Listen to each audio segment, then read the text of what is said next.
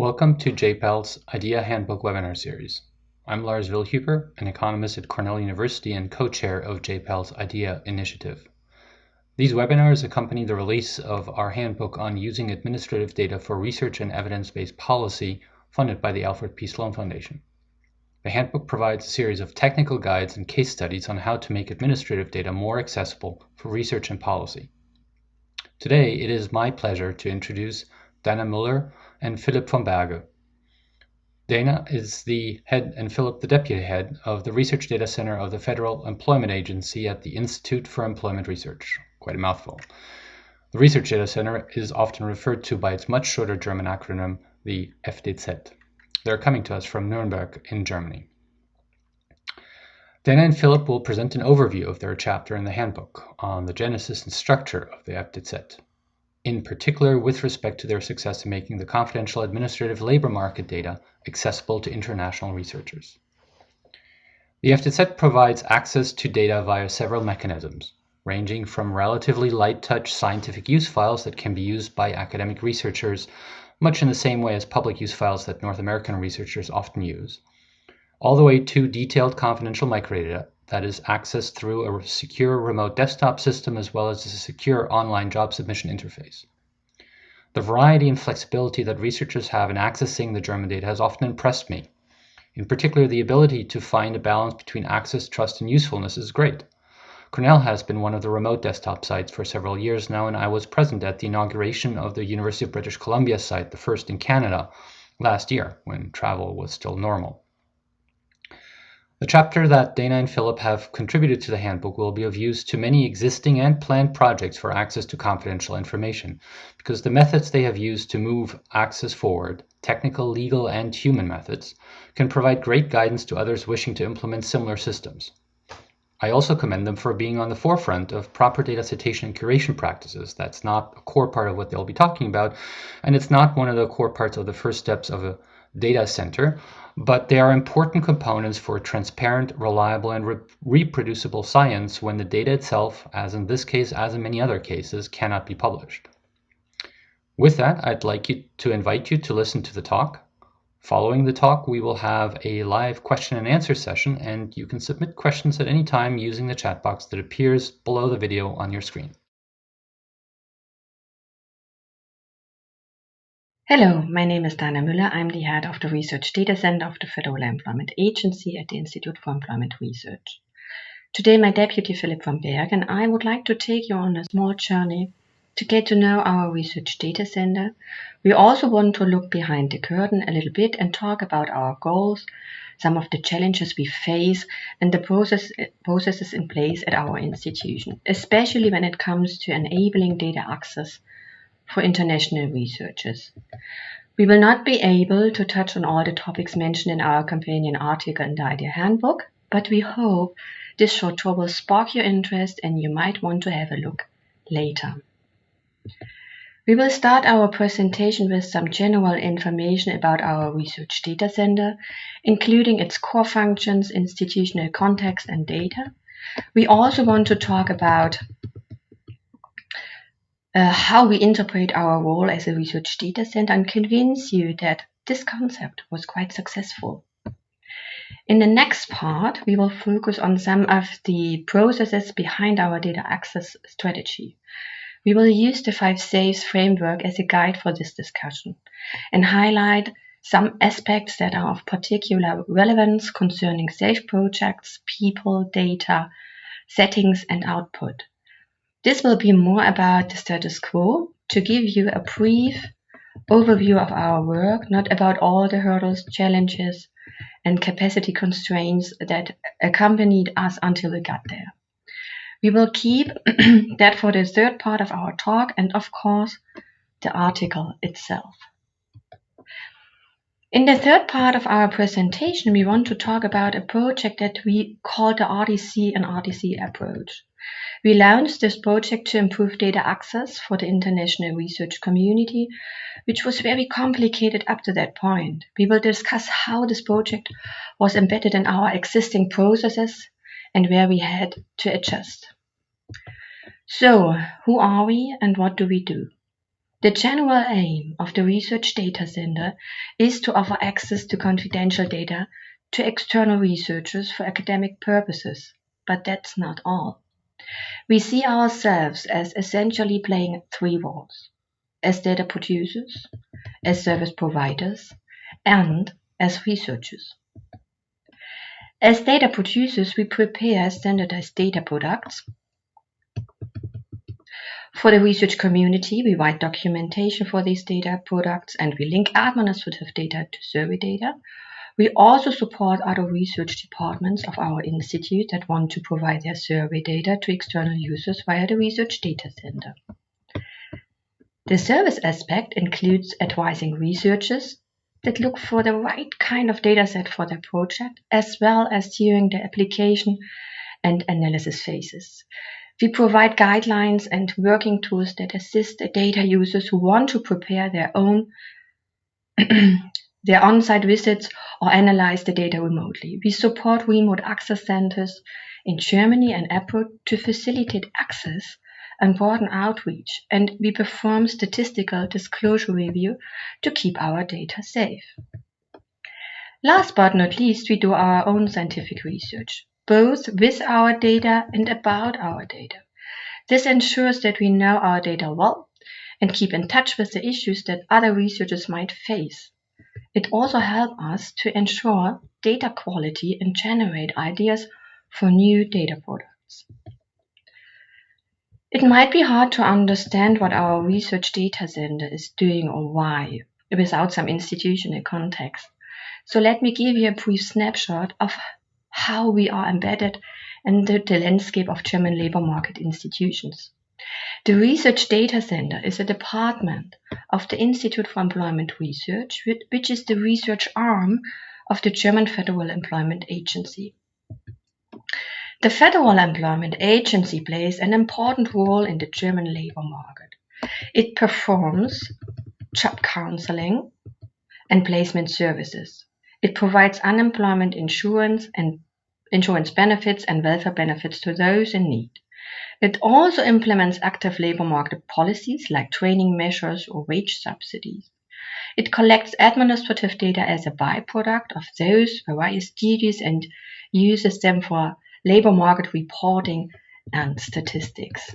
The Federal Employment Agency is huge, employing nearly 100,000 full-time equivalent employees all over Germany. As a research department of the Federal Employment Agency, the Institute for Employment Research is scientifically independent. Its research focus is on labor markets and occupational research. Another task is political consulting, both for the Federal Employment Agency as well as for other key stakeholders in Germany. Last but not least, it generates research data for academic purposes. There are a couple of things to say about the data products that we offer. Because of the institutional setup and legal mandates, our Research Data Center is focused on providing access to sensitive microdata. Providing overall labor market statistics is the job of the Statistics Department of the Federal Employment Agency. Also, our focus lies on research data relevant for the labor market. By choosing the right data product, researchers can focus their attention on different units of observations and therefore analyze different aspects of the labor market. There are data sets based on individuals, households, and employers. The two main sources for these final data products are administrative records collected and processed by the Federal Employment Agency and service conducted by the Institute for Employment Research. Have a look on our website for detailed information on our data portfolio. The particular combination of highly valuable research data and our strategy of opening up to the world created the foundation for a highly successful and growing research data center. Starting in 2004 with only 9 employees, There are currently 23 people working at a research data center, about half of them third-party funded. And this does not include all those colleagues from other departments who work so hard to help produce high-quality research data. We have around 1,300 users, more than 600 research projects at the moment. Most of them are economists or sociologists. Each year we have more than 150 new projects initiated, and this is just the successful applications. More than half of those projects use their data either on-site or remotely, which means no fire and forget of a research dataset, but providing infrastructure and support throughout the project. No one really expected this kind of growth when the Research Data Center was established more than 15 years ago. This meant that some of the earlier processes, back when we basically knew all our guest researchers personally, had to be re-evaluated and adapted. This is a project that is still ongoing. So before we get to the current 5 safe strategy of our research data center in the next couple of slides, we want to remind all of you out there just starting a research data center or planning to do so, don't just worry about what might happen if you fail. No, what if you succeed? Okay, let's talk now about the 5 safes of data access management for external researchers at our research data center. To recall, these are safe projects, people, data, settings, and output.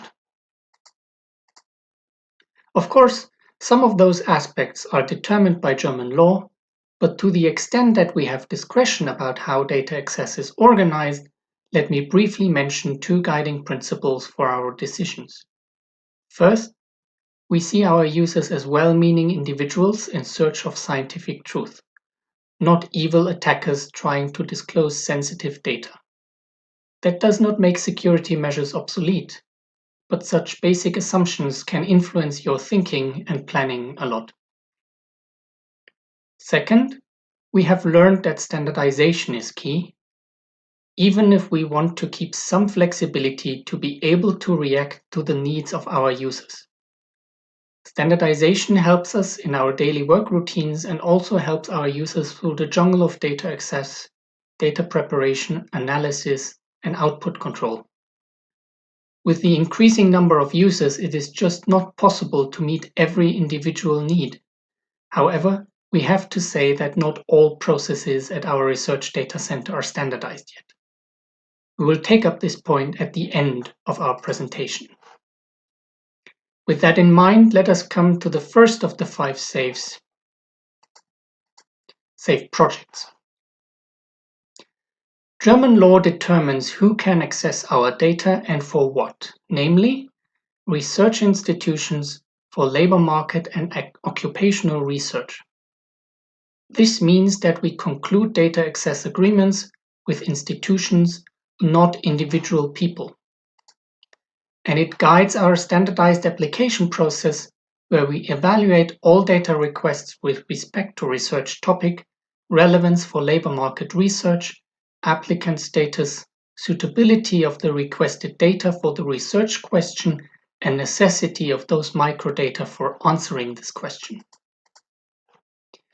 While we have written guidelines for the application process, the research background of some of our staff members both helps applicants to navigate through the process and decide on the merits of the applications. We have also tried to streamline the application process over time. For example, we got rid of the requirement to have the director of the Institute for Employment Research sign every data use agreement and seek individual permission from a representative of the Federal Ministry of Labor and Social Affairs. We also enabled certified electronic signature to reduce the time data user agreements might get stuck in mail. And we all but eliminated renegotiating data use agreements with requesting institutions or their lawyers, offering a standard agreement instead. Otherwise, we would have to get legal experts involved all of the time. Regulating access through affiliation to a research institution has some pros and cons, of course. On the pro side, it restricts the potential group of data users quite a lot, allowing us to be less restrictive when it comes to ensuring the save people part of the 5 saves. It also ensures that there is a research infrastructure behind a request. Last but not least, institutions like universities care for their standing in the scientific community. They know that cases of scientific malpractice will not just affect individual careers, but fall back on the institution itself. We can therefore expect them to have an interest in providing a safe research environment and commit their employees to data secrecy. On the con side, linking projects to institutions means extra work when researchers switch institutions, which happens regularly. In the worst case, data users might lose access if their new institution is not willing to enter an agreement with our institute or falls outside the authorized circle.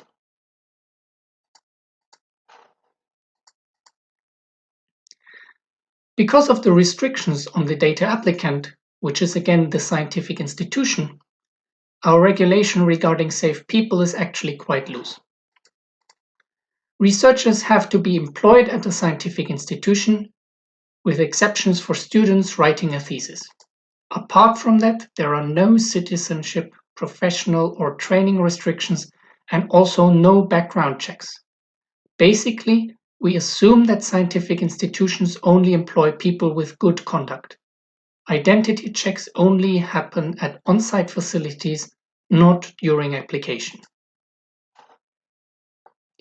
Let's get to safe data. Our research data center offers data products with different degrees of anonymity and data access modes.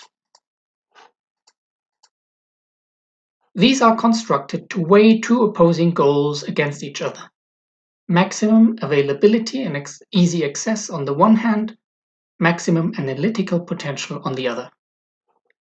We can't go into detail here, but let me give you a brief exposition by starting at one extreme end on the very left of the slide, with the fully identified microdata.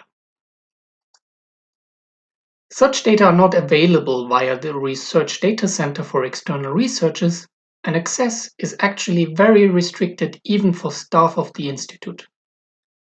Identifiers like names or addresses can only be used for specific tasks, like record linkage or contacting survey participants. Next come de-identified microdata.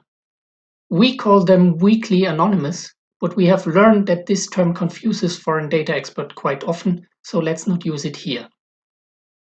De-identified microdata lack original identifiers and have some very sensitive variables deleted, censored, or aggregated. For example, the most detailed regional level in our data products is the district, even though we could technically go lower than that. Furthermore, we only offer samples from the full population of administrative data. Still, the risk of re-identification from the data alone is quite high. So as a result, those are only available on-site or via remote execution. They do not physically leave the research data center. If researchers want to analyze data within their own institution's environment, they can use de facto anonymized microdata. This means further reducing the number of available variables, additional coarsening, and censoring. For example, nationality might only be coded as German versus non-German. This leads to scientific use files, where re-identification is only possible using a disproportionate amount of time, expense, and effort. While data users are still contractually bound by a data security concept, these further steps take into account that we lose control over how the data are handled at the receiving institution. Last but not least, we provide absolutely anonymous data in the form of our campus files for teaching. Here, access is easy because re-identification of individuals is impossible. However, they also should not be used for actual research because of various data falsification steps.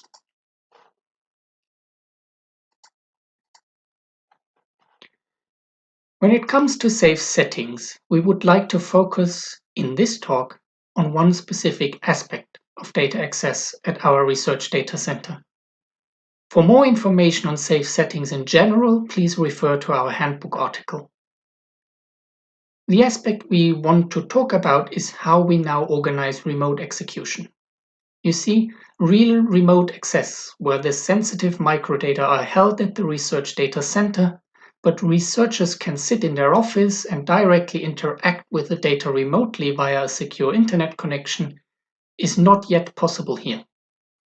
Then again, only allowing on-site use in Nuremberg restricts data access a lot. We therefore allowed remote execution, where data users basically sent us code for statistical software per email. We ran it on the chosen data product.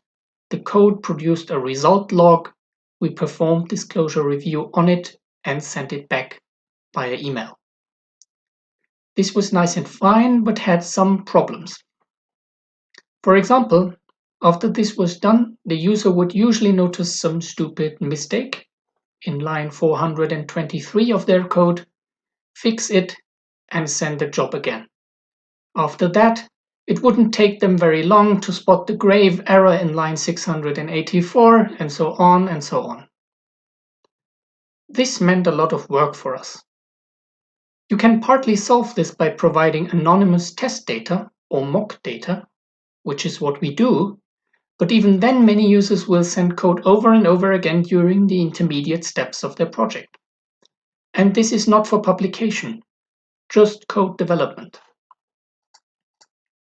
This is why we now use Joshua as a platform for remote data processing.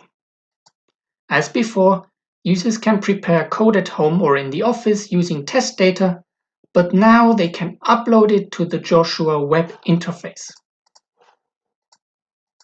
And it will be processed automatically in a secure data environment without a way to directly interact with the data. Once the job is done, users can immediately view their output log, complete with some automated disclosure control in a preview window that ensures that output cannot be downloaded. This way, data users can now develop their code, ideally without any intervention from us, until their analysis is ready. Only then will we perform an additional manual disclosure review and provide final results that can be downloaded and further processed for publication or presentation. Today, about 85% of the remote execution jobs we receive do not have to be manually checked by our staff because of this, giving us some breathing room during a time of fast growth in projects. However, with the rising number of users, the numbers of manual disclosure checks is still high. To round off the second part of our talk, let me briefly say a few words on safe output. We know that research data centers around the world handle this topic quite differently from each other, and all those solutions have their pros and their cons. Our philosophy is to provide output quickly and regularly on the one hand, but to be quite strict about the requirements that safe output has to meet. This can be summarized as what safe output has to look like, how it needs to be generated, and how we review it. We only allow for a very narrow set of formats for output files, for example, text files or graphs. Joshua is programmed not to allow for other formats, and we therefore know what we are dealing with. Output needs to be documented in such a way that we can understand what the user does. And it is only available after some form of disclosure review, either automated or both automated and manual.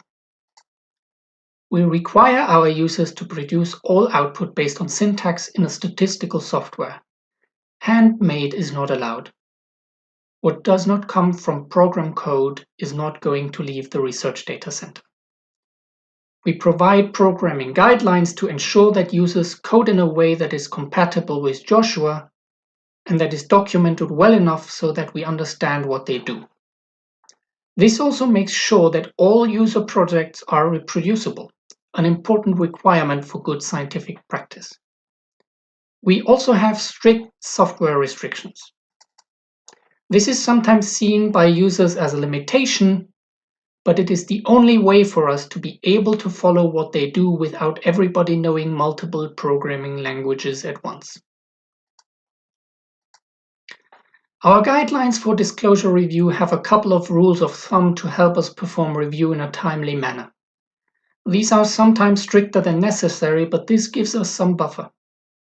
For example, we always censor results that are based on less than 20 observational units in individual or establishment data. Primary and secondary cell suppression in tables is based on this minimum. The threshold in many official statistical publications in Germany is actually lower than this. We also have a contractual obligation in our user agreements that commits users not to publish data from individual. Let me get to the third part of our talk about the Odyssey and Odyssey approach. This is the story of our quest to broaden the community of researchers working with German labor market data and to make it truly international. As a background, let's start with the situation we were in 10 years ago. Back then, there was no remote access system to confidential data in Germany, and there were a couple of challenges. There were legal concerns, for example, regarding data transmission.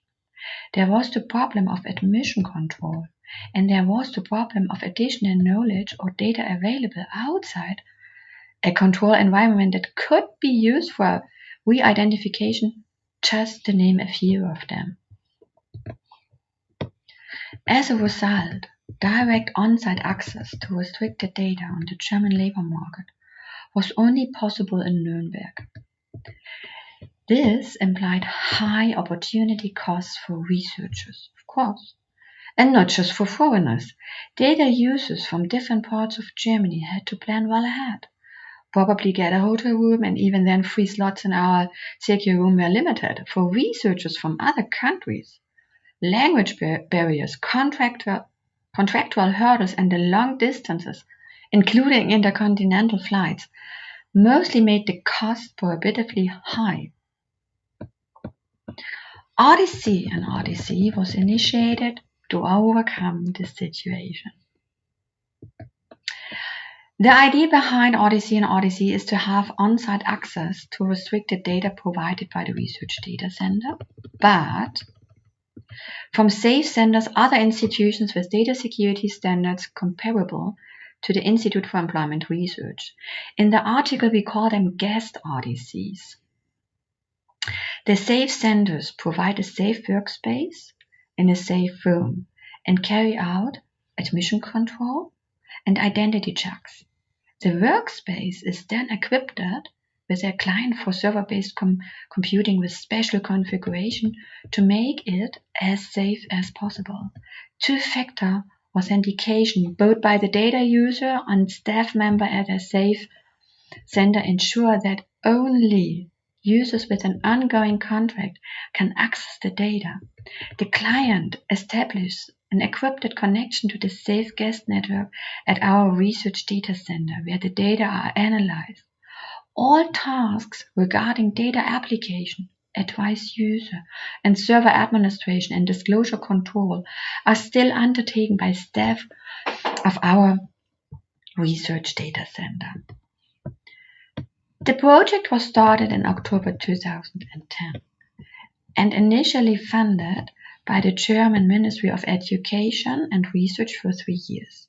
After that, follow-up funding was provided by both the National Science Foundation and the European Union. The goal was to set up 4 data access points in Germany to provide good access throughout the country and to set up an additional access point in the US to test the potential for international access. Challenges for the project were the coordination between different departments within the Federal Employment Agency and the partner locations, especially in the US. Without any real role models or templates, many solutions had to be found step by step. These included collaboration contracts, many technical solutions like shipping and reworking data use agreements. Sometimes it was just to find out who to approach to get things done. In this phase of the project, it was very helpful that a staff of the Research Data Center was present at our partner institution in the US to facilitate cooperation. All in all, the project was a smashing success. Today we have remote access centers in 6 German cities. Internationally, there are 6 centers in the US, 2 in the UK, 2 in Spain, and 1 in France, Poland, and Canada, respectively. The remote access centers in Spain and Poland were added this year and open soon. We have now reached the end of our presentation, and we want to conclude with a couple of takeaway messages. We are, of course, aware that legal frameworks differ and that this affects how data access can look like in other countries. Maybe our experience is not transferable one-to-one to the case of other data providers or research data centers. We want to make some general points. First, standardization of processes saves time in the long run, even though the way to achieve this can be quite complicated. A good starting point for the standardization of processes is right at the beginning. Why? Changing processes during operation is no fun. We know what we are talking about. Currently, we are trying to change our main user communication system from plain email to a state-of-the-art issue tracking system, and it's quite tough.